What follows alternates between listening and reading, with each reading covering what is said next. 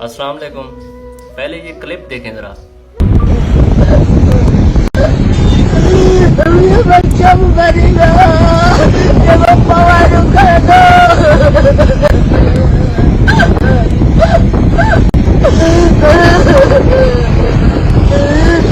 कुछ कर नहीं आता।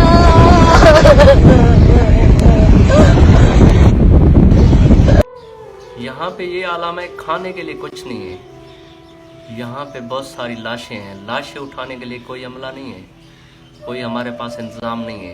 ये आप तस्वीर देख रहे हैं, ये स्क्रीन शॉट देखें आप। कितने मसाइल में हम घिरे हुए हैं।